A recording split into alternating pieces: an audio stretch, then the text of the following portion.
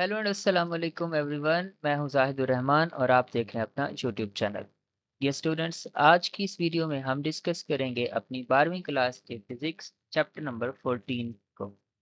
हम स्टार्ट करेंगे चैप्टर 14 जिसका नाम है सिंपल हार्मोनिक मोशन। बच्चों, सिंपल हार्मोनिक मोशन क्या है? मोशन की ये एक खास टाइप है जिसके बारे में हम क्लास 10 में भी थोड़ा बहुत स्टडी करके आए हैं। जी हाँ, क्लास 10 के चैप्टर नंबर 1 के अंदर हमने एक सिंपल पेंडुलम की मोशन को स्टडी किया था। हमने motion of a mass to spring system को भी स्टडी किया था और वहाँ पे हमने बॉल एंड बाउल सिस्टम की मोशन को भी स्टडी किया था और हमने इन तीनों चीज़ों की मोशन को सिंपल हार्मोनिक मोशन का नाम दिया था। बच्चों, उसी तरह से आपने अगर पढ़ा हो ट्यूनिंग फोक के बारे में, डेफ़िनेटली आपने पढ़ा था साउंड वाले चैप्टर में 10th की ही फिज़िक्स के अंदर। तो ये जो ट्यूनिंग फोक है, जो फिज़िक्स लैब में पढ़ा होता है, अगर इसकी एक शाख को या प्रोंग को आप किसी चीज़ से हिट करते हो तो इसकी ये प्रोंग अपनी इस मेन पोज़ीशन के इर्द-गिर्द वाइब्रेट करना स्टार्ट कर देती है। तो ये भी एक सिंपल हार्मोनिक मोशन की एग्ज़ाम्पल है। बच्चों, इसी तरह पार्क में बच्चों का ये जो स्विंग होता है, जो ये झूला होता है, ये भी अपनी मोशन को एक फिक्स पोजीशन के इर्द-गिर्द दोहराता है। तो ये मोशन भी एक तरह से सिंपल हार्मोनिक मोशन है। बच्चों, दरअसल सिंपल हार्मोनिक मोशन क्या है? मैंने अभी तक आपके सामने इसकी डेफिनेशन पेश नहीं की, क्योंकि सिंपल हार्मोनिक मोशन को इन डिटेल स्टडी करने और इसकी डेफिनेशन को जानने से पहले मैं चाहता हूं कि आपके लिए तमाम टाइप्स ऑफ मोशन को एक दफ़ा फिर से यहाँ पे एक्सप्लेन या डिफाइन कर दिया जाए। तो आइए हम पहले एक ओवरव्यू लेते हैं types of motion of bodies का। बच्चों, आप जानते हैं कि हमने क्लास 9 के अंदर क्लास 9 के जो फिज़िक्स का कोर्स था उसमें मोशन को 3 कैटेगरीज़ में डिवाइड किया था। आप जानते हो वो मोशन की 3 टाइप्स कौन-कौन सी हैं? पहली टाइप को हमने ट्रांसलेटरी मोशन का नाम दिया था, दूसरी को हमने रोटेटरी मोशन और थर्ड टाइप ऑफ मोशन को हमने वाइब्रेटरी मोशन कहा था। बच्चों, सबसे पहले देखते हैं कि ट्रांसलेटरी मोशन क्या है?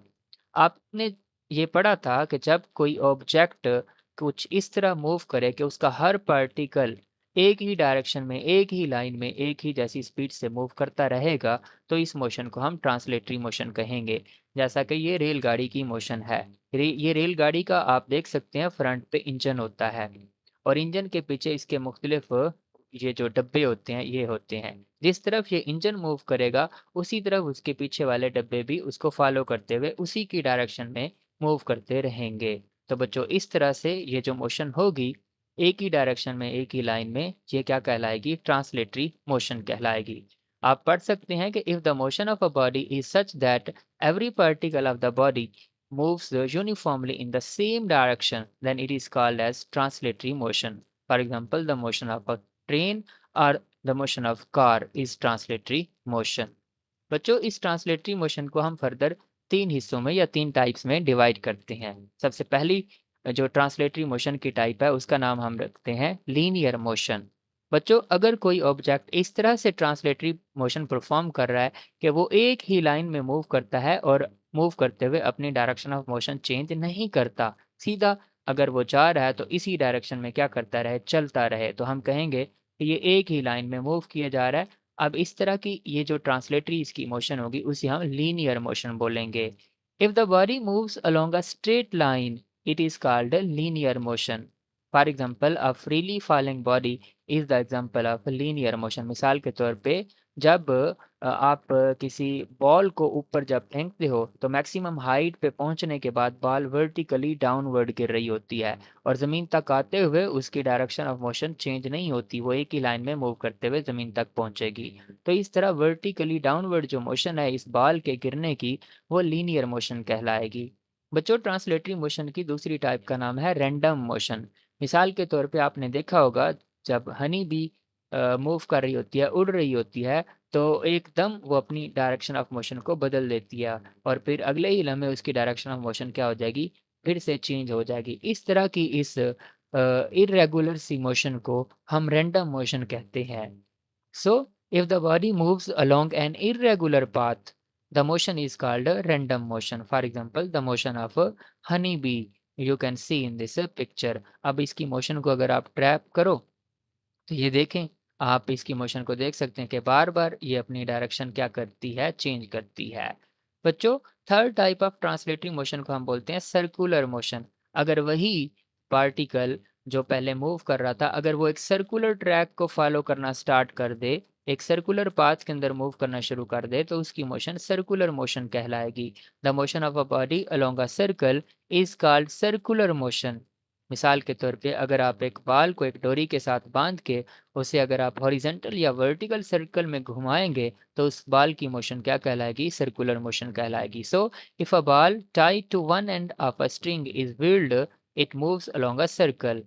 तो इसकी मोशन क्या होगी? सर्कुलर मोशन होगी। इसी तरह पार्क में लगे फेरिस व्हील की जो मोशन होगी वो भी क्या है? सर्कुलर मोशन की एग्जाम्पल है। बच्चों, मोशन की दूसरी टाइप को हम बोलते हैं रोटेटरी मोशन। ये किस तरह की मोशन होती है? अगर किसी एक पॉइंट के इर्द गिर्द एक बॉडी का हर पॉइंट अपनी मोशन को दोहराएगा तो वो मोशन उसकी रोटेटरी मोशन कहलाती है। जिस तरह आप ये सीलिंग फैन को देख सकते हैं, ये सीलिंग फैन का यहाँ पे सेंट्रल पॉइंट है और इस सेंट्रल पॉइंट या इस सेंट्रल लाइन के इर्द गिर्द इसके ये तीनों जो पर हैं या विंग्स हैं, ये क्या करते हैं? इस तरह घूमते रहते हैं। तो अब इन तीनों को अगर तीन पार्टिकल कहें तो ये तीनों पार्टिकल एक सेंट्रल पॉइंट यानी कि एक्सिस के दरमियान, यानी कि वो जो रॉड होता है जिससे वो फैन छत के साथ लटका होता है, उसके इर्द गिर्द ये तीनों अपने आप को घुमाते रहते हैं। तो इस तरह की जो मोशन होगी किसी भी पार्टिकल की वो क्या कहलाएगी? रोटेटरी मोशन कहलाएगी। बच्चों, इसी तरह जैसा कि ये लट्टू है, अगर आप इस लट्टू या टॉप के साइडों पे किनारों पे अगर किसी पॉइंट को कंसीडर करते हैं या इसके पार्टिकल्स को कंसीडर करते हैं तो ये साइडों वाले पार्टिकल क्या करेंगे? इस सेंट्रल लाइन के इर्द गिर्द अपनी मोशन को दोहराते रहेंगे। तो इस टॉप या लट्टू की मोशन भी क्या होगी? रोटेटरी मोशन होगी। बच्चों, सिमिलरली जब हम कपड़ों को एक वॉशिंग मशीन के अंदर डालते हैं तो वॉशिंग मशीन का वो जो ड्रम होता है वो भी इस तरह कुछ घूम रहा होता है एक सेंट्रल पॉइंट के इर्द गिर्द। तो इस तरह वॉशिंग मशीन के ये जो ड्रम का ड्रायर है इसकी मोशन भी क्या होती है? रोटेटरी मोशन है। If each point of a body moves around a fixed point या axis, the motion of this body is called a rotatory motion. For example, the motion of an electric fan and the drum of a washing machine dryer is rotatory motion. The motion of a top is also rotatory motion. तो ये top आपके सामने है, ये जब move करता है एक ही पॉइंट के इर्द गिर्द इसके तमाम पार्टिकल्स घूमते हैं तो इसलिए इसकी मोशन रोटेटरी मोशन हो गई। बच्चों, अब आते हैं मोशन की थर्ड टाइप जिसका नाम है वाइब्रेटरी मोशन। ये क्या होती है? When a body repeats its to and fro. To and fro का मतलब होता है इधर उधर, आगे पीछे, दाएं बाएं, ऊपर नीचे। टू एंड फ्रो मतलब एक खास डायरेक्शन के इर्द गिर्द। So when a body repeats its to and fro motion about a fixed position, the motion is called vibratory motion. The motion of swing is actually the example of this vibratory motion.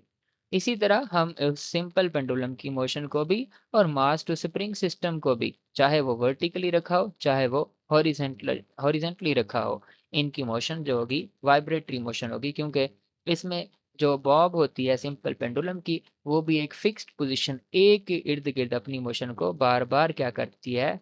After equal interval of time repeat करती है। सो ये एक तरह से periodic motion होगी, तो इसलिए इसका नाम क्या है? Vibratory motion. अगर मास टू स्प्रिंग सिस्टम को देखो तो वो भी इस मीन पोजीशन के इर्द गिर्द ऊपर नीचे, या अगर हॉरिजेंटल हुआ तो इस तरह दाएं बाएं क्या करेगा? वाइब्रेट करेगा। तो ये मोशन की तीसरी टाइप थी जिसका नाम है वाइब्रेटरी मोशन। बच्चों, मोशन की इन तीनों टाइप से एक दफ़ा फेमिलियराइज हो जाने के बाद अब हम स्टार्ट करते हैं अपने चैप्टर नंबर 14 के पहले आर्टिकल को जिसका नाम है ऑसिलेटरी मोशन। बच्चों, आप देख सकते हैं कि ऑसिलेटरी मोशन की इस स्लाइड के अंदर मैंने फिर से आपके सामने जो पिक्चर्स लगाई हुई हैं वो वही है। मास टू स्प्रिंग सिस्टम है, सिंपल पेंडुलम है और आपके सामने एक स्विंग है, ट्यूनिंग फोक है और नई चीज़ जो यहाँ पे दो हमने लगाई हैं वो ये है कि एक म्यूजिकल इंस्ट्रूमेंट गिटार या फिर एक बर्ड है और उसके विंग्स की मोशन को दिखाया गया है। तो ऑसिलेटरी मोशन ये तो फिर उसी तरह की है जिसको हमने पिछली स्लाइड के अंदर पढ़ा था वाइब्रेटरी मोशन के तौर पे। तो बच्चों इसका मतलब ये हुआ कि वाइब्रेटरी मोशन का ही एक दूसरा नाम है ऑसिलेटरी मोशन, यानी कि अब हम उसी वाइब्रेटरी या ऑसिलेटरी मोशन को फर्दर आगे लेके चल रहे हैं। तो जी ऑसिलेटरी मोशन क्या होती है, अब यहाँ से हमारी बुक स्टार्ट हो जाती है और यहाँ से हम चीज़ों को प्रॉपरली लिखना और तैयार करना और समझना स्टार्ट कर देते हैं। खैर आप समझ तो शुरू से ही रहे हैं, लेकिन अब चूँकि हमारी बुक की चीज़ें स्टार्ट हो गई हैं तो अब हम इन्हें प्रॉपरली याद भी करते जाएँगे। So first of all oscillatory motion है। क्या होती है ऑसिलेटरी मोशन? आप देख सकते हैं मास टू स्प्रिंग सिस्टम की मोशन, सिंपल पेंडुलम की मोशन, स्विंग की मोशन, ट्यूनिंग फोर्क की प्रोंग्स यानी कि उसकी शाखों की मोशन, या फिर इस ये जो स्ट्रिंग लगी होगी, डोरी लगी होगी इस म्यूजिकल इंस्ट्रूमेंट के ऊपर, उस स्ट्रिंग की मोशन, और इस बर्ड के इन विंग्स या परों की जो मोशन होगी, ये सारी ऑसिलेटरी मोशंस होंगी। और ये सारी कैसी हैं?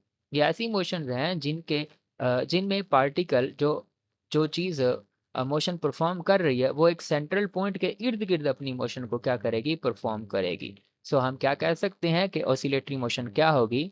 इसको डिफाइन करते हुए मैं आपके सामने यहाँ पे, एक तो बुक ने खुद से डेफिनेशन लिखी हुई है, लेकिन मैं एक और डेफिनेशन आपके सामने लिखूंगा। मैं कहूँगा टू एंड फ्रो, ये एंड है, टू एंड फ्रो जो मोशन होगी, to and fro motion of a body, किसी भी चीज़ की अराउंड फिक्स्ड मीन पोजीशन, एक फिक्स्ड क्या होगी, मीन पोजीशन होगी, मीन पोजीशन, एक फिक्स्ड मीन पोजीशन के इर्द गिर्द to and fro motion of a body after equal intervals of time, ये भी बात करना जरूरी है, after equal intervals of time is called, ऐसी मोशन को हम क्या नाम देंगे, इज कॉल्ड बच्चों ऑसिलेटरी, या फिर हमने इसी का दूसरा नाम क्या जाना, वाइब्रेटरी मोशन।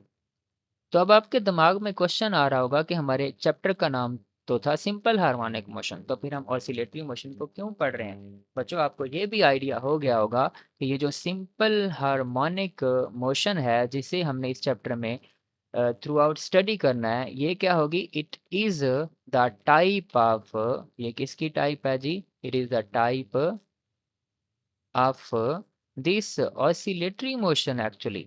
यही तो वजह है कि पहले हमें ऑसिलेटरी मोशन का पता होना चाहिए ताकि फिर हम उसकी टाइप सिंपल हार्मोनिक मोशन को अच्छे से अंडरस्टैंड भी कर सकें और फिर उसको एक्सप्रेस भी कर सकें। So this is oscillatory motion. तो आपके सामने एग्जांपल्स मौजूद हैं, यहाँ पे लिखी भी गई हैं। The motion of simple pendulum, the motion of a vertical और horizontal mass to spring system, the motion of vibrating tuning fork, the motion of atoms और मॉलिक्यूल्स इन सॉलिड ऑब्जेक्ट्स। आपको पता है सॉलिड्स के अंदर चीज़ें या एटम या मॉलिक्यूल इस तरह तरतीब से क्या होते हैं, अरेंज्ड होते हैं। वो फ्री टू मूव नहीं होते, लेकिन वो अपनी जगह पे रहते हुए दाएँ बाएँ भी क्या करते हैं, वाइब्रेट करते हैं, ऊपर नीचे भी क्या कर सकते हैं, वाइब्रेट कर सकते हैं। तो यानी कि अपनी मेन पोजीशन के इर्द गिर्द वो अपनी मोशन को बार बार इक्वल इंटरवल ऑफ टाइम में दोहराएंगे, तो उनकी मोशन भी क्या होगी, एग्जाम्पल ऑफ ऑसिलेटरी मोशन होगी। The motion of swing, the motion of air molecules when sound travels through air. बच्चों आपको पता है जब साउंड एयर में से ट्रेवल कर रही होगी तो कंप्रेशन और फिर रेयर फैक्शंस, कंप्रेशन और फिर रेयर फैक्शन बन रहे होंगे। तो कंप्रेशन जहाँ पे होगा वहाँ पे मॉलिक्यूल एक दफ़ा करीब आ जाएंगे, और जहाँ पे रेयर फैक्शन होगा वहाँ पे मॉलिक्यूल एक दूसरे से दूर हो जाएंगे। तो इस तरह मॉलिक्यूल्स जो होंगे, एयर मॉलिक्यूल्स, वो वाइब्रेट कर रहे होंगे आगे पीछे, तो उनकी मोशन भी क्या है, ऑसिलेटरी मोशन होगी। Similarly, most of the musical instruments like guitar and violin, they have strings attached to them to produce music by vibratory motion. तो इनकी जो डोरी की मोशन होगी वो भी वाइब्रेटरी मोशन होगी। इसी तरह the wings of birds during flight या ड्यूरिंग फ्लाइंग, परिंदों के परों की जो मोशन होगी उनकी फ्लाइट के दौरान वो भी वाइब्रेटरी मोशन होगी। बच्चों इस वाइब्रेटरी मोशन के लिए कुछ खास बातें आपने याद रखनी है। मैं आपको इस सिंपल पेंडुलम की एग्जांपल से समझाऊंगा मिसाल के तौर पे ये हमारा एक सिंपल पेंडुलम है और इसका ये जो मास m है, ये इस वक्त अपनी मीन पोजीशन a पर मौजूद है। मास m। बच्चों जब मैं इसे यहाँ मीन पोजीशन a से डिस्प्लेस करके इस तरफ लेके जाता हूँ, एक्सट्रीम पोजीशन b की तरफ, तो जब मैं इसे a से b की तरफ लेके जा रहा था, मैं इसके ऊपर एक फोर्स अप्लाई कर रहा था और उसे मैं फ़ोर्स अप्लाइड का नाम दे देता हूँ। जैसे-जैसे मैं इसे ए से बी की तरफ ले जा रहा था ये फ़ोर्स लगा के, वैसे-वैसे इसके अंदर एक और फ़ोर्स भी स्टोर होती गई। कैसे वो मुझे पता चला, क्योंकि मैंने जब इसे ए से बी की तरफ ले जाके एकदम छोड़ दिया, तो फिर बी से ए की तरफ ये खुद ब खुद मूव करने लग गया। आपको पता है कोई भी चीज़ मूव नहीं करती जब तक कि उसके ऊपर कोई फ़ोर्स ना लगे। तो इसका मतलब है जब मैं बी पे ले जाके छोड़ देता हूँ, उसे आज़ाद कर देता हूँ, तो बी से ए की तरफ वो मूव इसलिए करने लगता है क्योंकि उसके ऊपर कोई ना कोई फ़ोर्स लग रही होती है बी से ए की तरफ।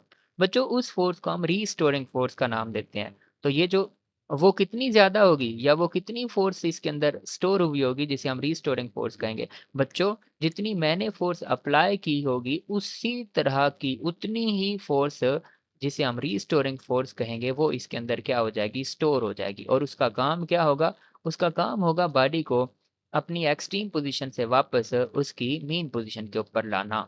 तो बच्चों यहाँ से आप डिफाइन कर सकते हो रीस्टोरिंग फोर्स को भी। रीस्टोरिंग फोर्स क्या होगी? आप कहोगे अ force which brings a vibrating body back towards it's mean position is called restoring force. तो आप इसको दोबारा सुन के इस डेफिनेशन को लिख लीजिएगा। मैं आपके लिए एक दफ़ा फिर से बोल देता हूँ। A force which brings a vibrating body from its mean extreme position to mean position is called restoring force. और ये अप्लाइड फोर्स के इक्वल होती है, लेकिन ये अपोजिट होती है किसमें? डायरेक्शन में। तो इसलिए हम लिख सकते हैं कि F applied is equal to negative restoring force. तो यानी कि इस वाइब्रेटरी या ऑसिलेटरी मोशन के अंदर ऑब्जेक्ट के ऊपर एक फोर्स लगती है जब वो एक्सट्रीम पोजीशन पे पहुंचता है और उस फोर्स का नाम क्या होगा? रीस्टोरिंग फोर्स होगा। बच्चों ये restoring force simple harmonic motion, oscillatory motion या वाइब्रेटरी मोशन के अंदर एक इंपॉर्टेंट फैक्टर हुआ। जब ये पार्टिकल अपनी एक्सट्रीम पोजीशन से मूव करता हुआ रीस्टोरिंग फोर्स की वजह से यहाँ मेन पोजीशन ए पे पहुंचेगा, तो यहाँ पे आपको पता है इनर्शिया की वजह से वो ऑब्जेक्ट रुक नहीं पाएगा, क्योंकि जब कोई ऑब्जेक्ट मूव कर रहा होता है तो वो चाहेगा कि वो मूव करता रहे। तो इसलिए ऑब्जेक्ट जब बी पोजीशन से ए की तरफ वापस आएगा तो वहाँ पे रुक नहीं पाएगा, बल्कि दूसरी तरफ चला जाएगा और एक और एक्सट्रीम पोजीशन सी को गेन कर लेगा। तो बच्चों यहाँ पे जैसे ही ये इस सी पे पहुंचेगा, तो यहाँ पे ए से सी की तरफ जाते हुए फिर ये मीन से एक्सट्रीम की तरफ जा रहा था। यानी इस दौरान फिर से इसके अंदर रीस्टोरिंग फोर्स स्टोर होना स्टार्ट हो जाएगी। और जब ये सी पे पहुंचेगा तो वहाँ पे इसके ऊपर मैक्सिमम इसके अंदर रीस्टोरिंग फोर्स स्टोर हो चुकी होगी, जिसकी वजह से ये वापस वहाँ सी से ए की तरफ मूव करना स्टार्ट कर देगा। ए पे जब पहुंचेगा फिर यहाँ पे इनर्शिया लगेगा और इनर्शिया की वजह से ये यहाँ रुकेगा नहीं, ए से बी की तरफ जाना जारी रखेगा। तो इस तरह अगर यहाँ पे किसी किस्म की कोई रेजिस्टिव फोर्सेस ना हो, किसी किस्म की कोई एयर रेजिस्टेंस ना हो, किसी किस्म की कोई फ्रिक्शन ना हो, तो आपका ये ऑब्जेक्ट जो है या आपका ये जो सिंपल पेंडुलम जो है, ये ए पोजीशन के इर्द-गिर्द 2 एक्सट्रीम पोजीशन बी और सी के दरमियान बार-बार अपने आप को हमेशा के लिए वाइब्रेट करता रहेगा।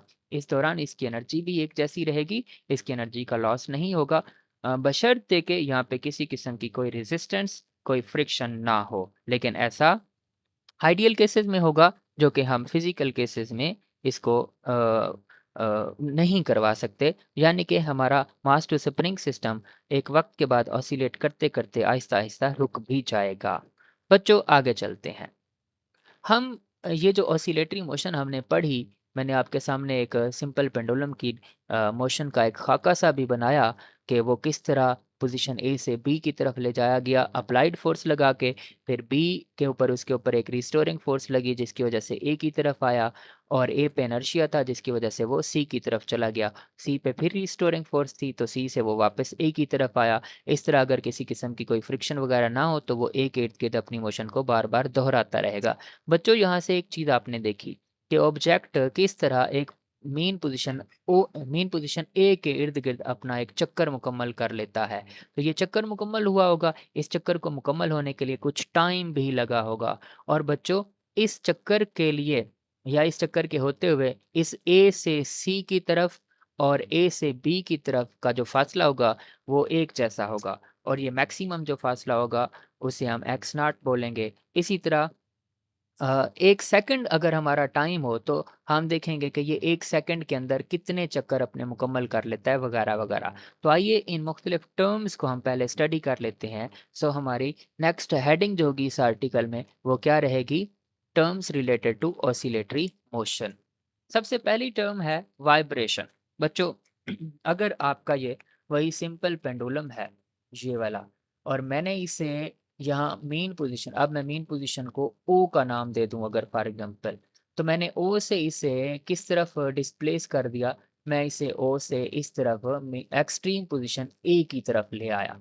तो अब आपको पता है ए की तरफ गया तो ए के ऊपर, इसके ऊपर एक रीस्टोरिंग फोर्स लगेगी, जिसकी वजह से ये वापस आएगा किसकी तरफ? मेन पोजीशन ओ की तरफ, और यहाँ पे इनर्शिया लगेगा जिसकी वजह से ये दूसरी तरफ वाली एक और एक्सट्रीम की तरफ चलना स्टार्ट कर देगा। बच्चों यानी कि इसकी पोजीशन अब ये हो जाएगी। और अब आपको पता है यहाँ पे फिर इसके ऊपर क्या लगेगी? रीस्टोरिंग फोर्स लगेगी, और उसकी डायरेक्शन भी किधर होगी? इस मेन पोजीशन ओ की तरफ होगी। तो बच्चों क्या होगा? ये ओ से चला ए की तरफ आया, और फिर ए से चला वापस ओ की तरफ आया, और फिर ओ से चला आगे अगली mean position B, extreme position B की तरफ गया, और फिर वहां से वापस किस की तरफ आया?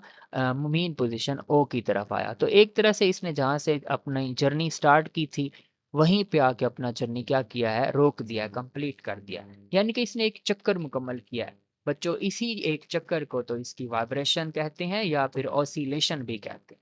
तो इसको डिफाइन करते हुए आपने क्या बोलना है? आपने कहना है कंप्लीट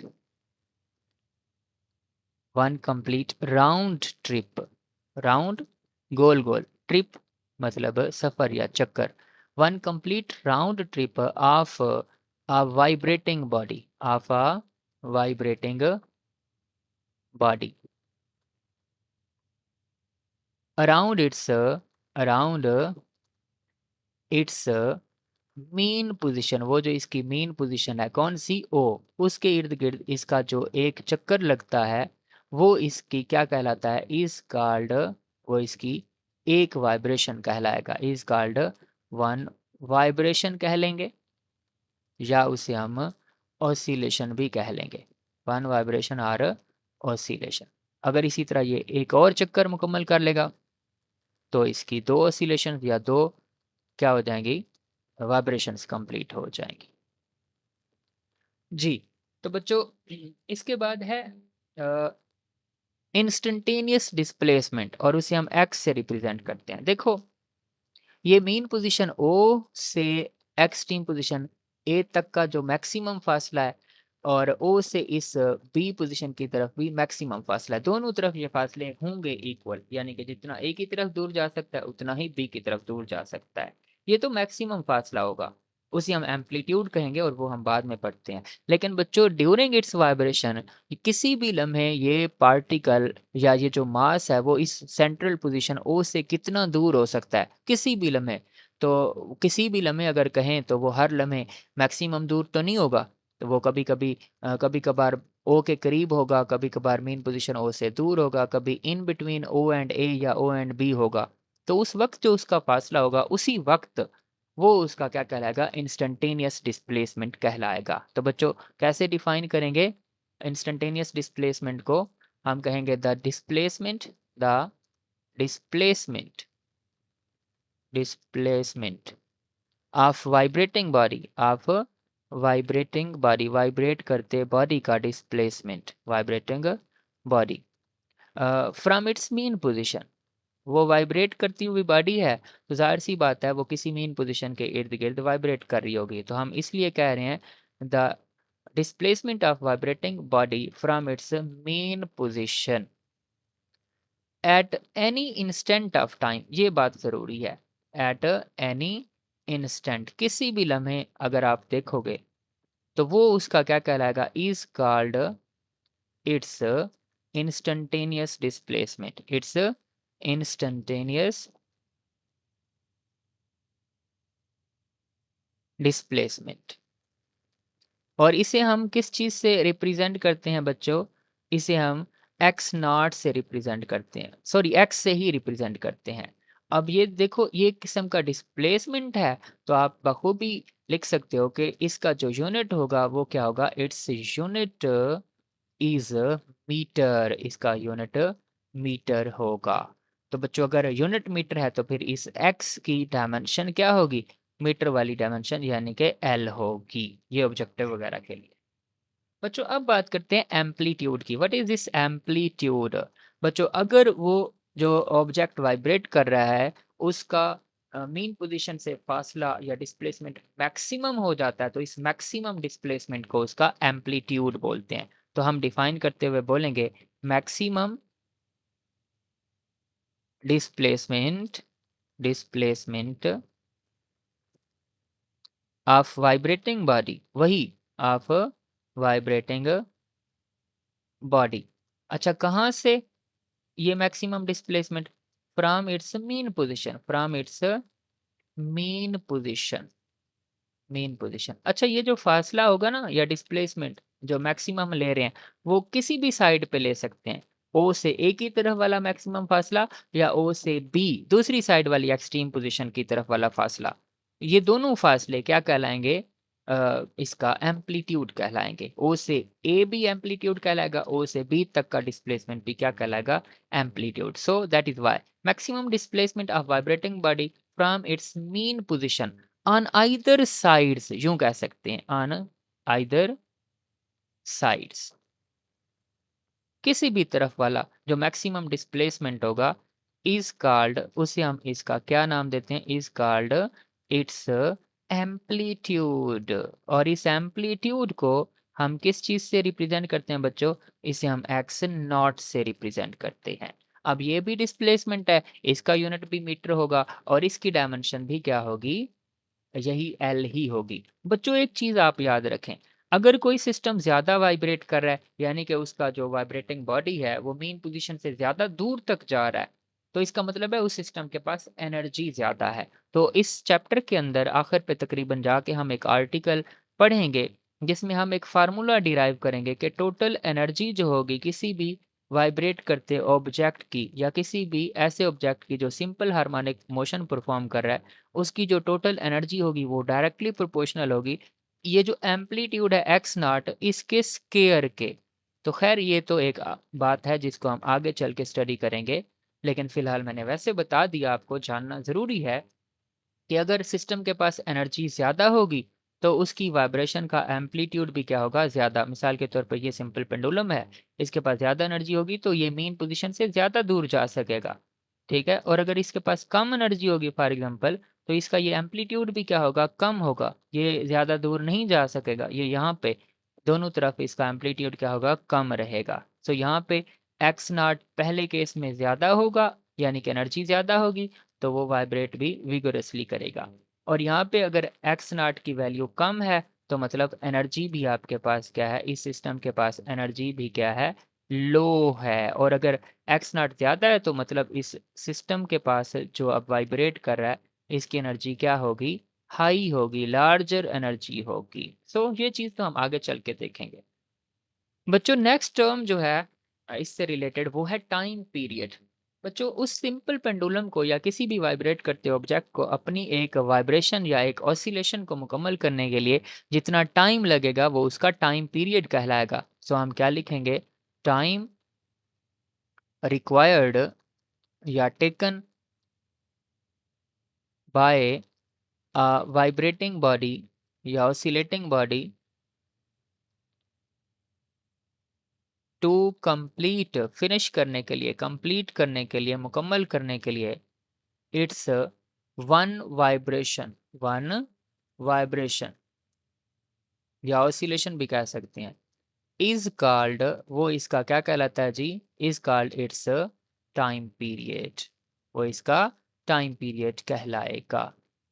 किसी चीज के होने के लिए जो वक्त दरकार होता है ना वो उस चीज का टाइम पीरियड कहलाता है। अब यहाँ पे एक ऑसिलेशन या वाइब्रेशन है तो उसके कंप्लीट होने के लिए जितना टाइम लगेगा वो इसी वाइब्रेशन का या उस सिस्टम का जो वाइब्रेट कर रहा है टाइम पीरियड कहलाएगा।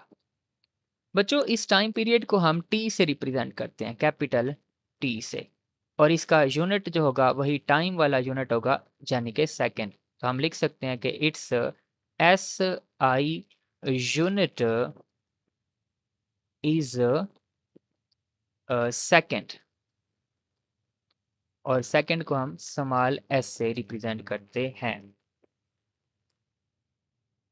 इस टाइम पीरियड का एक मैथमेटिकल फार्मूला भी होता है। क्या फार्मूला होता है कि टाइम पीरियड इज टी जो है that is equal to 1/f। ये फार्मूला, इसमें f क्या है, ये उस सिस्टम की जो वाइब्रेट कर रहा है फ्रीक्वेंसी कहलाता है, और फ्रीक्वेंसी हमारी नेक्स्ट टर्म है जिसे हम स्टडी भी करेंगे। लेकिन मैं आपको बता दूं कि जब कोई ऑब्जेक्ट इस तरह गोल गोल वाइब्रेट करेगा ऐसे, यानी कि एक एक्सट्रीम से मेन और फिर दूसरी एक्सट्रीम, जैसा कि ये सिंपल पेंडुलम था। अगर मैं सिंपल पेंडुलम ही आपके लिए दोबारा से बना दूं तो आप अच्छे से समझ सकते हैं। मिसाल के तौर पे यहाँ पे एक सिंपल पेंडुलम है, और ये मेन पोजीशन है, और ये उसकी एक्सट्रीम पोजीशन, और ये उसकी दूसरी एक्सट्रीम पोजीशन है। तो ये इस तरह गोल गोल इसकी ये मोशन होगी। और आपको पता है जब भी कोई चीज़ इस तरह से घूम रही होगी तो उसकी एक एंगुलर वेलोसिटी होगी, और उसकी एंगुलर वेलोसिटी को हम ओमेगा से रिप्रेजेंट करते हैं। आपने फर्स्ट ईयर चैप्टर 3 के अंदर पढ़ा था कि एंगुलर वेलोसिटी का फार्मूला होता है 2 पाई क्या कहते हैं, एफ होता है। इस तरह एंगुलर वेलोसिटी इस लीनियर फ्रीक्वेंसी एफ के साथ रिलेटेड होती है। तो बच्चों अगर यहाँ से हम क्या लिखें, ये एफ को इधर ही रहने दें, क्या हो जाएगा, ये एफ यहीं रहेगा उस इक्वेशन में, तो ये ओमेगा ओवर 2 पाई हो जाएगा। बच्चों अगर यहाँ से आपको 1/f चाहिए तो आप इसे लिखेंगे 2 पाई ओवर ओमेगा। सो टाइम पीरियड किसी वाइब्रेट करते ऑब्जेक्ट का जो 1/f के इक्वल होता है उसे हम इन टर्म्स ऑफ फ्रीक्वेंसी या एंगुलर फ्रीक्वेंसी कैसे लिख सकते हैं, ये टाइम पीरियड का फार्मूला हो जाएगा इन टर्म्स ऑफ लीनियर फ्रीक्वेंसी। इसी तरह टाइम पीरियड का फार्मूला हो जाएगा इन टर्म्स ऑफ एंगुलर फ्रीक्वेंसी। कैसे, 1/f जो है वो 2 पाई ओवर ओमेगा के इक्वल है। सो हम टाइम पीरियड को लिख सकते हैं कि that is equal to 2 pi over omega. ये इसी टाइम पीरियड का फार्मूला है, but in terms of angular velocity omega, या इसे एंगुलर फ्रीक्वेंसी भी कह सकते हैं। इसी ओमेगा के दो नाम है, एंगुलर वेलोसिटी या एंगुलर फ्रीक्वेंसी। जी बच्चों लीनियर फ्रीक्वेंसी या फ्रीक्वेंसी ऑफ ऑसिलेटर या फ्रीक्वेंसी ऑफ वाइब्रेटर क्या होती है, तो आपने कहना है the number of oscillations, the number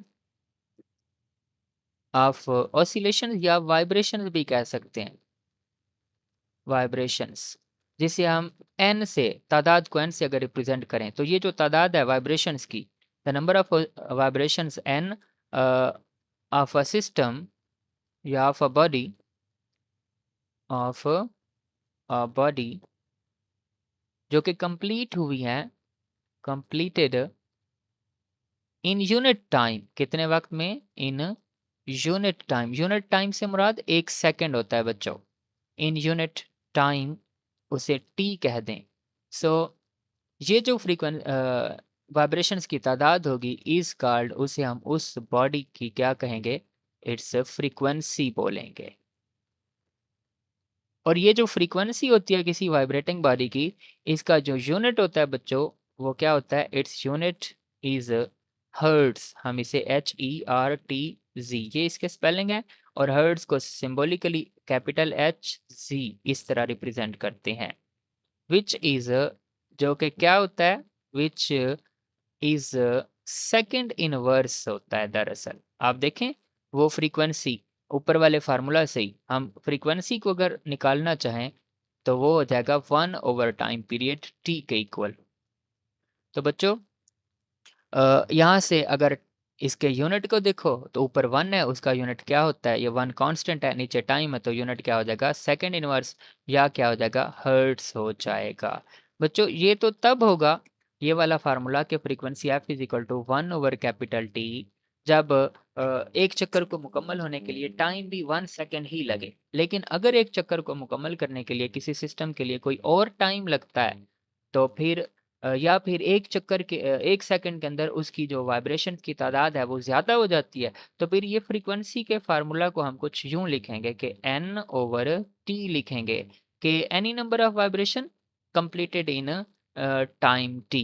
so N/T उसकी क्या कहलाएगा? फ्रीक्वेंसी कहलाएगा। लेकिन जब वाइब्रेशन 1 हुई, जब वाइब्रेशन आपके पास अगर 1 हुई यानी कि N1 हुआ, तो फिर टाइम कोई आम टाइम नहीं होगा, वो टाइम पीरियड कैपिटल T हो जाएगा। तो फिर इसी फ्रीक्वेंसी का फ़ॉर्मूला क्या बन जाएगा? N की जगह पे 1 और टाइम की जगह पे कैपिटल T। तो ये फ़ॉर्मूला वही जो मैं आपको पहले भी बता चुका हूँ। तो ये डिफ़रेंस समझिएगा। जी, तो बच्चों एंगुलर फ्रीक्वेंसी क्या होती है? तो आपने एंगुलर फ्रीक्वेंसी को आप कैसे डिफाइन करना है? एंगुलर फ्रीक्वेंसी वही उसी ओमेगा को बोलते हैं। इसकी अलामत क्या है जी? एंगुलर फ्रीक्वेंसी की अलामत है omega. So what do you mean by this angular frequency omega? तो आपने इसको डिफाइन करते हुए तो यही कहना है एंगुलर फ्रीक्वेंसी ओमेगा। इसे हम एंगुलर वेलोसिटी भी कहते हैं। तो हम इसे कहेंगे कि angular displacement covered by a body per unit time is called angular frequency या एंगुलर वेलोसिटी। क्या चीज?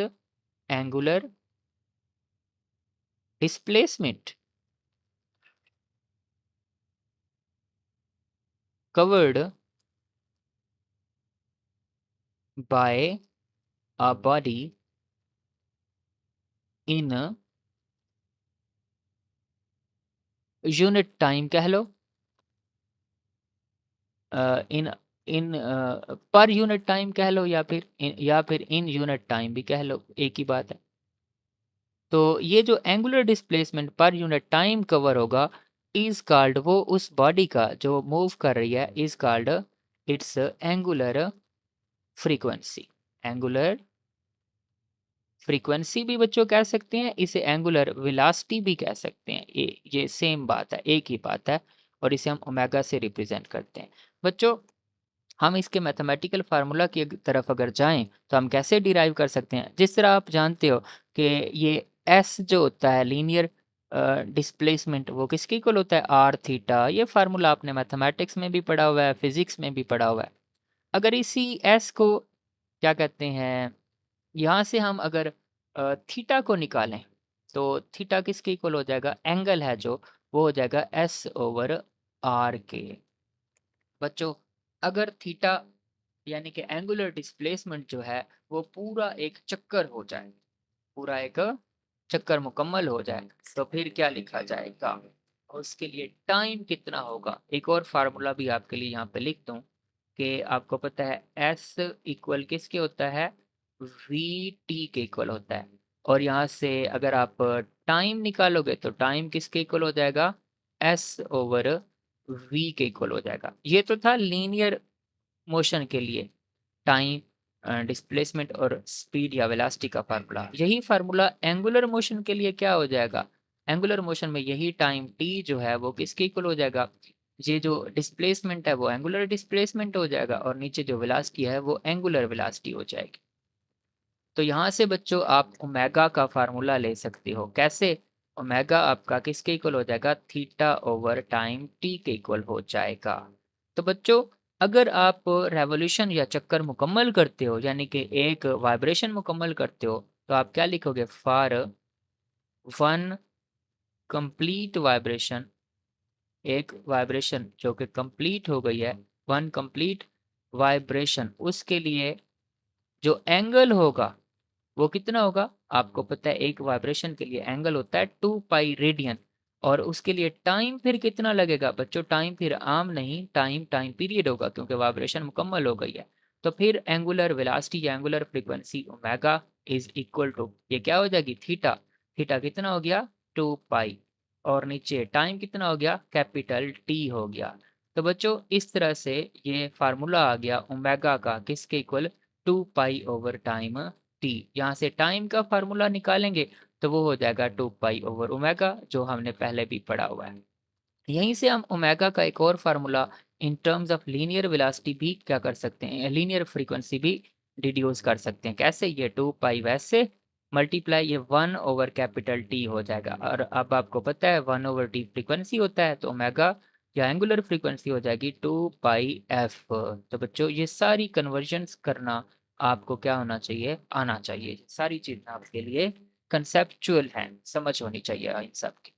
बच्चों आगे बढ़ते हैं और अब हम पढ़ने वाले हैं सिंपल हार्मोनिक मोशन को, जो कि मैंने शुरू में आपको बता दिया है कि सिंपल हार्मोनिक मोशन इसी वाइब्रेटरी मोशन की एक स्पेशल टाइप है, जिसको हमने अब तक थ्रू आउट पढ़ा और उससे रिलेटेड डिफरेंट टर्म्स को भी स्टडी किया है।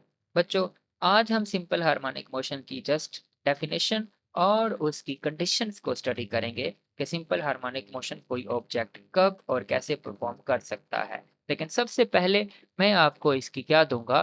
डेफिनेशन प्रोवाइड करूंगा। So what is the definition of simple harmonic motion? जैसा कि अब आप जानते हैं कि simple harmonic motion vibratory motion की टाइप होती है, इसलिए हम इसको डिफाइन भी कैसे करेंगे? हम लिखेंगे simple harmonic motion is the type of vibratory motion, या फिर हम कहेंगे the type of vibratory motion, the type of vibratory motion. अच्छा, ये वाइब्रेटरी भी कह सकते हैं, ऑसिलेटरी भी कह सकते हैं, इसमें कंफ्यूज नहीं होना। आपने याद रखना है कि वाइब्रेटरी और ऑसिलेटरी दोनों मोशंस एक जैसी हैं। So the type of vibratory और oscillatory motion in which acceleration produced in the body, acceleration produced in the body, कौन सा बॉडी? वही जो वाइब्रेट कर रहा है, इन द बॉडी इज, वो क्या होगा? डायरेक्टली प्रोपोर्शनल होगा, directly proportional to the displacement from mean position, to the displacement from mean position। आपको पता है ना, जो ऑब्जेक्ट वाइब्रेट कर रहा है वो एक मेन पोजीशन के इर्द गिर्द वाइब्रेट कर रहा होगा। अब चूंकि वो वाइब्रेट कर रहा है तो उसके ऊपर कोई फोर्स लग रही होगी, जिसके नतीजे में वो वाइब्रेट करता है। और आपको पता है जब किसी चीज के ऊपर फोर्स लगती है तो फोर्स के नतीजे में उस बॉडी के अंदर एक्सेलेरेशन आता है। तो अगर ये ऑब्जेक्ट मेन पोजीशन के इर्द गिर्द वाइब्रेट कर रहा है तो इसके अंदर जो एक्सेलेरेशन प्रोड्यूस हो रहा है, अगर वो एक्सेलेरेशन मेन पोजीशन से डिस्प्लेसमेंट के डायरेक्टली प्रोपोर्शनल हुआ, मेन पोजीशन से डिस्प्लेसमेंट के डायरेक्टली प्रोपोर्शनल हुआ, एंड और अगर क्या हुआ, and is always directed towards mean position, directed towards mean position। और इसका मतलब ये होगा कि ये जो एक्सेलेरेशन पैदा हुआ है उसकी डायरेक्शन हमेशा मेन पोजीशन की तरफ होगी, टुवर्ड्स द मेन पोजीशन। तो मैं मेन पोजीशन को ऐसे एम पी लिख देता हूँ, आप फुल फॉर्म में लिखेंगे। सो इस तरह की जो वाइब्रेटरी मोशन होगी किसी भी चीज की इज कॉल्ड, उसे हम क्या बोलेंगे? सिंपल हार्मोनिक मोशन नाम देंगे। आपने फुल नेम लिखना है। सो बच्चों क्या डेफिनेशन होगी? द टाइप ऑफ वाइब्रेटरी और oscillatory motion in which acceleration produced in the body is directly proportional to the displacement from mean position and is always directed towards the mean position। और इस acceleration की सिमत किधर होगी? mean position की तरफ होगी। is called a simple harmonic motion। बच्चों ये जब मास टू स्प्रिंग सिस्टम क्या करता है, अपनी इस मीन पोजीशन ओ के इर्द गिर्द ए और इस दूसरी एक्सट्रीम पोजीशन बी के दरमियान वाइब्रेट कर रहा होगा। तो देखो ओ से ए की तरफ आते हुए मैंने इसके ऊपर एक फोर्स लगाई जो कि अप्लाइड फोर्स कहलाएगी। अब इस फोर्स के नतीजे में इसके अंदर एक्सेलरेशन प्रोड्यूस होगा और ये ओ से जैसे जैसे ए की तरफ जा रहे हैं तो इसका डिस्प्लेसमेंट बढ़ता जा रहा है, बढ़ता जा रहा है। और आपको पता है ए पे पहुंच के ये डिस्प्लेसमेंट बढ़ते बढ़ते एम्पलीट्यूड एक्स नॉट हो जाएगा। और इसी तरह जब ओ से बी की तरफ आ रहे होंगे तो इसका भी एम्पलीट्यूड डिस्प्लेसमेंट एक्स होगा और वो बढ़ते बढ़ते बी पे आके एक्स नॉट हो जाएगा। तो बच्चों इस फोर्स के लगने की वजह से इस बॉडी के अंदर एक्सेलरेशन प्रोड्यूस होगा। अगर ये जो एक्सेलरेशन है, ये एक्सेलरेशन ये डायरेक्टली प्रोपोर्शनल हो जाए डिस्प्लेसमेंट फ्रॉम मेन पोजीशन के, और फिर देखो जैसे ये डिस्प्लेसमेंट तो मीन से दूर कवर हो रहा है ना, इस तरफ को एक्सट्रीम की तरफ, लेकिन ये जो एक्सेलरेशन है इसकी समत मीन यानी कि ओ की तरफ हो, यानी कि डिस्प्लेसमेंट और एक्सेलरेशन एक दूसरे से अपोजिट डायरेक्शन में हो जाएं। तो अगर इस तरह से वाइब्रेटरी मोशन परफॉर्म होगी तो फिर ये वाइब्रेटरी मोशन की खास टाइप बन जाएगी जिसे हम सिंपल हार्मोनिक मोशन कहेंगे। तो बच्चों, हम ये आज तक पढ़ते आए हैं, हम ये प्रूव कर चुके हैं कि मास टू स्प्रिंग सिस्टम की मोशन चाहे वो वर्टिकली वाइब्रेट कर रहा हो चाहे वो हॉरिजेंटली, वो सिंपल हार्मोनिक मोशन होती है। इसी तरह सिंपल पेंडुलम की जो ये बॉब है ये भी इस मेन पोजीशन ए के इर्द गिर्द दोहराएगी अपने आप को, अपनी मोशन को पीरियाडिक रखते हुए, तो ये भी सिंपल हार्मोनिक मोशन होती है। इन दोनों मोशन को हमने 10th क्लास में भी सिंपल हार्मोनिक मोशन प्रूव किया था, और यहाँ पे फर्स्ट ईयर 12th क्लास की फिजिक्स के अंदर भी एक दफा फिर से हम इन्हें in detail in depth prove करेंगे कि ये सिंपल हार्मोनिक मोशन परफॉर्म करती है। तो बच्चों, हम बस अब आखिर पे कंडीशंस थोड़ी सी पढ़ लें कि कौन सी कंडीशंस हैं जिनके तहत कोई भी वाइब्रेटरी बॉडी जो होगी उसकी वाइब्रेटरी मोशन को हम सिंपल हार्मोनिक मोशन कहेंगे। कंडीशन क्या है जी? 3-4 कंडीशंस हैं। पहली ये होगी कि restoring force shall be directly proportional to the displacement from the mean position. जब हम सिंपल पेंडुलम को मीन से एक्सट्रीम की तरफ लेके जाएंगे तो यहाँ एक्सट्रीम पे एक रीस्टोरिंग फोर्स लगेगी, इस एक्सट्रीम पे भी रीस्टोरिंग फोर्स। ये जो रीस्टोरिंग फोर्स है, इस रीस्टोरिंग फोर्स को डायरेक्टली प्रोपोर्शनल होना चाहिए डिस्प्लेसमेंट के। जाहिर सी बात है, आप स्प्रिंग है फॉर एग्जांपल, तो उस स्प्रिंग को आप जितना क्या करते हो एक्सटेंड करोगे उतनी ज़्यादा आप फोर्स लगाओगे, और उतना ही ज़्यादा उसका फॉर एग्जांपल पहले इसकी पोजीशन मास की यहाँ पे थी, अब आप फोर्स कम लगाओगे तो ये ज़्यादा कम एक्सटेंड होगा, अब फोर्स ज़्यादा लगाओगे तो ये ज़्यादा एक्सटेंड होगा। सो एक्स पहले x1 है बाद में x2 होगा, तो ज़्यादा फोर्स लगने से x2 यानी कि ज़्यादा डिस्प्लेसमेंट कवर होगा। तो यानी कि रीस्टोरिंग फोर्स जो होगी वो डायरेक्टली प्रोपोर्शनल होगी डिस्प्लेसमेंट फ्रॉम मीन पोजीशन के। और ये रीस्टोरिंग फोर्स जो होगी it shall be proportional to the inertia of the body. जाहिर सी बात है, अगर उस बॉडी के अंदर इनर्शिया कम है तो रीस्टोरिंग फोर्स भी उसकी कम स्टोर होगी, अगर इनर्शिया ज्यादा होगा तो उसके लिए रीस्टोरिंग फोर्स भी ज्यादा होगी। The force and displacement shall follow Hooke's law. बच्चों, ये जो फोर्स है इलास्टिक लिमिट के अंदर, स्प्रिंग की इलास्टिक लिमिट के अंदर रहते हुए ये फोर्स और डिस्प्लेसमेंट एक दूसरे के डायरेक्टली प्रोपोर्शनल होते हैं, और यही बात हुक्स लॉ कहलाती है। क्या कहलाती है ये? हुक्स लॉ कहलाती है। सो यहाँ पे हुक्स लॉ वैलिड होगा। अगर हुक्स लॉ वैलिड नहीं होता तो वो vibratory motion simple harmonic motion नहीं कहलाएगी। Acceleration of oscillating body should be also proportional to the displacement from the mean position। यहाँ पे ये जो a माइनस एक्स लिखा हुआ है दरअसल ये एक्सेलेरेशन a है, फिर ये directly proportional to displacement x, लेकिन डायरेक्शन में अपोजिट है एक्सेलेरेशन और डिस्प्लेसमेंट, इसलिए यहाँ पे नेगेटिव। तो ये चीज़ यहाँ इस तरह लिखनी है, थोड़ा करेक्ट कर लीजिएगा। और यहाँ पे ये जो नेगेटिव साइन है it indicates that acceleration is directed towards the mean position. आप देख सकते हो ना कि वो जो डिस्प्लेसमेंट होगा वो मीन से दूर बढ़ रहा होगा, मीन से जब एक्सट्रीम की तरफ जा रहा होगा। सो एक्सेलेरेशन की डायरेक्शन होगी टुवर्ड्स एक्सट्रीम पोजीशन, डिस्प्लेसमेंट की डायरेक्शन होगी टुवर्ड्स द एक्सट्रीम, लेकिन उसी लम्हे एक्सेलेरेशन की डायरेक्शन तो होगी इस मीन ओ की तरफ। तो दोनों की डायरेक्शन डिफरेंट है, इसलिए यहाँ पे क्या आ जाता है? नेगेटिव साइन आ जाता है। बच्चों, यहाँ पे आपके लिए एक छोटा सा क्वेश्चन है, और वो क्वेश्चन क्या है ये आपके सामने इस वक्त ये यहाँ पे राइट टॉप कॉर्नर पे आपको नजर आ रहा है कि अगर आपका ऑब्जेक्ट मूव करते हुए उसका जो एम्पलीट्यूड है, वाइब्रेटिंग बॉडी का एम्पलीट्यूड ऑफ सिंपल पेंडुलम, वो कहता है x not, if x not is the amplitude of simple pendulum, यानी कि इस मेन पोजीशन से ए, इस एक्सट्रीम पोजीशन ए की तरफ जाते हुए एक डायरेक्शन में ऐसे हम डिस्प्लेसमेंट एक्स नॉट कवर करते हैं। तो वो क्या पूछता है then, what will be the distance covered in one cycle by vibrating by simple pendulum. तो ये अपने पूरे चक्कर में कितना डिस्प्लेसमेंट या डिस्टेंस कवर कर लेगा, बता सकते हैं बच्चों? अब वो डिस्टेंस पूछ रहा है आपसे। एक ये यहाँ पे लफ्ज़ डिस्टेंस का इस्तेमाल किया गया है। तो डिस्टेंस होती है पाथ की लंबाई। तो पाथ कितना ये कवर करेगा? अगर ये मीन से स्टार्ट होके एक्स नॉट ए की तरफ आते हुए कवर किया, फिर ए से वापस मीन की तरफ आते हुए एक दफ़ा फिर से एक्स नॉट कवर करेगा, तो 2x0 इसका डिस्टेंस हो जाएगा। लेकिन अभी चक्कर मुकम्मल नहीं हुआ, इस ओ से दूसरी मीन की तरफ एक्सट्रीम की तरफ जाएगा, फिर से एक एक्स नॉट कवर हो जाएगा, तो टोटल कितने हो जाएंगे? 3x0। और वहाँ से वापस आते हुए O पे दोबारा जब पहुँचेगा तो अब उसका डिस्टेंस कितना हो जाएगा, 4x नॉट हो जाएगा।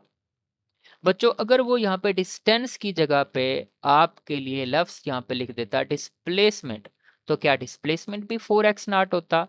तो ये क्वेश्चन आपके लिए मैं छोड़ के जा रहा हूँ। आप इस क्वेश्चन के बारे में सोचिए और आप मुझे आंसर भी कर सकते हैं, और अगर समझ ना आए तो मुझसे पूछ भी सकते हैं। इसका जवाब मैं आपको कमेंट्स में प्रोवाइड करूँगा। मिलते हैं अगले लेक्चर में, और अगले लेक्चर में हम स्टडी करेंगे अपना नेक्स्ट आर्टिकल। तब तक के लिए मुझे दीजिए इजाज़त। अल्लाह हाफ़िज़।